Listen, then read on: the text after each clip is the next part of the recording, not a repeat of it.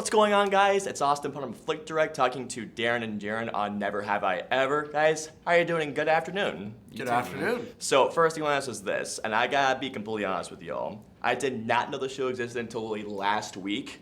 I binged it because I loved it that much. It was so good, and you guys are phenomenal on the show. I just want to let you know. So the first question I gotta ask is this.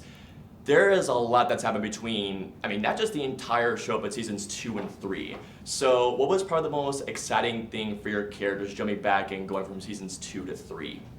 Paxton having to carve out an entirely different path for himself and learning things about himself that were, I think, always there, but he had to really dig deep to find them and develop them. So, such as having to try in school and finding an academic route to college and figuring out, what he wants to do other than being a swimmer, which, who knows, that might have not made him to the Olympics. He would have had to figure this out sooner rather than later. So yeah, finding that new path. And for you, Jared? I think for me, it's watching Ben peel back layers of that onion, because I think that underneath Ben's loud, brash persona, there is that quiet, lonely, vulnerable kid who's really desiring love and affection. And between season 2 and 3, you're gonna get to end of 3 and be like, oh my gosh, wow. Oh yeah. There's so much of a journey that Ben's going through, and he really has a bit of a identity crisis in a certain sense of the word, and he may or may not wind up in the hospital, and there's a lot that Ben's going through, and I think it's just so interesting to watch how he deals with that and to celebrate his growth. I think that I can look back at the end of the 3rd season and say, you know what? He has a long way to go, but I'm proud of him. Darren, in season 3, you say a very iconic film line in season 3. How tempting was it to not use that voice as you said that line? Man, I wanted to do a lot of different things for that, but they were like, let's not make it corny, let's not try too hard, let's do this. And I was like, all right. That's one of the harder lines I've ever had to deliver, because I was like, this is going to either land or not. And I'm certain that a lot of people won't find that it lands, because you can't just say I'm Batman regularly and get away with it, But, I was waiting for the Christian Bale going oh, he said it still right there. Do you have a Batman voice? I'm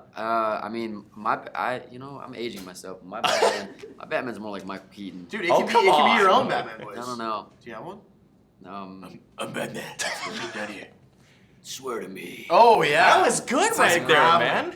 Yeah. Come on. So you two have some awesome people narrating your stories. You for Andy Samberg, which jealous about that because Andy Samberg is an awesome guy. And you have Gigi Hadid, I think her name is. Hadid, yeah. If you could have, if they weren't narrating your stories, do you have any personal choices? Who would have had you guys narrate your seasons? We can actually name each other's. Oh, really? Yeah.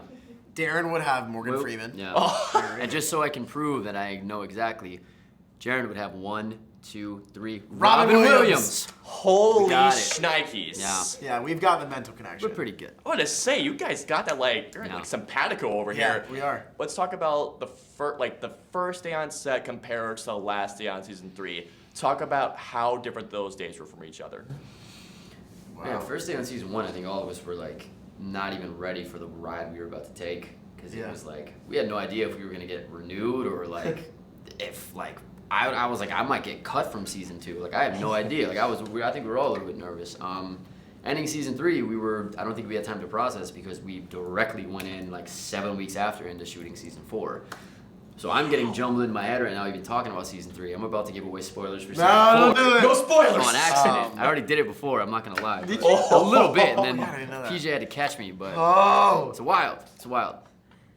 It was really special. I think that we were all really excited when we started that first day, and we just knew that we had something special. I think that when you have 2 leaders like Mindy, Kaling, and Lang Fisher as your co-creators, you know that it's going to really be a hit. And I still don't think that I've wrapped my mind around even the scope of it now. I think that we've even finished the 4th season, and I know, it's killing me not to tell you everything. But Wow. even after having finished the 4th season, and knowing how many people around the world in all different kinds of countries and all, people of all backgrounds and ages and ethnicities, still it's mind-blowing to me how much people love the show, and I'm just so thankful, and I think we all are. We're so grateful to be on a show that means so much to so many people and that can be such a light in their lives and bring them so much joy and comfort that it just really makes you stop for a second and say, wow, I'm just so happy and I'm so thankful to be on this show and to have these characters that are so complex and multidimensional. It's a blessing come true. It's a dream come true, really. Speaking of Mindy Kaling, who is a comedic genius, How has it been working with such a star and an icon like her?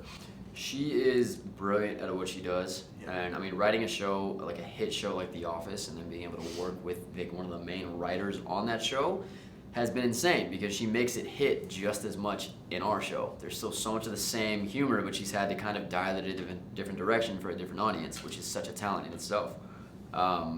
There is something about Mindy, it's so funny. Do you ever meet those people where you've never seen them mad, but you don't want to see them mad? Mindy has such a commanding presence to her that she's so sweet and like soft-spoken all the time, but I'm like, I never want to piss her off. Like, she commands such respect in a room, it's kind of wild. I feel like for me, and I think that Mindy's like such a great leader, and when you like are around Mindy, you're just like becoming a better person. Like, she's so kind and she's so welcoming and warm, and she is like such a like massive titan in our industry, and she's doing such groundbreaking, incredible things. But like, she's the nicest person. And she really cares about you as a human being. Like, she always asks me like how I'm doing, and like on a personal level, like she really cares. She cares about you professionally, she cares about you personally, and she's there for you. And for someone who's so busy and like accomplishes so many things, and she's also a mom, like she literally is like Wonder Woman, and her and Lang both, they care about us. Yeah. They care about us as people, and they care about the show so much. Like, I don't think that we could have asked for two better leaders, and like they definitely inspire us. Yeah. For sure, they're some of our biggest role models. They're also like a really cool aunts, in our family. It's cool. So guys, I just want to say congratulations on the show. Now that I know that season 4 is, also congratulations on season 4 coming. Congratulations on wrapping. I can't believe you guys already finished, but congrats, and I can't wait to see the journey that you guys go through on season 4, knowing the bombshell that season 3 ended. I won't spoil it, but thank you guys so much, and congratulations once again. Thank you.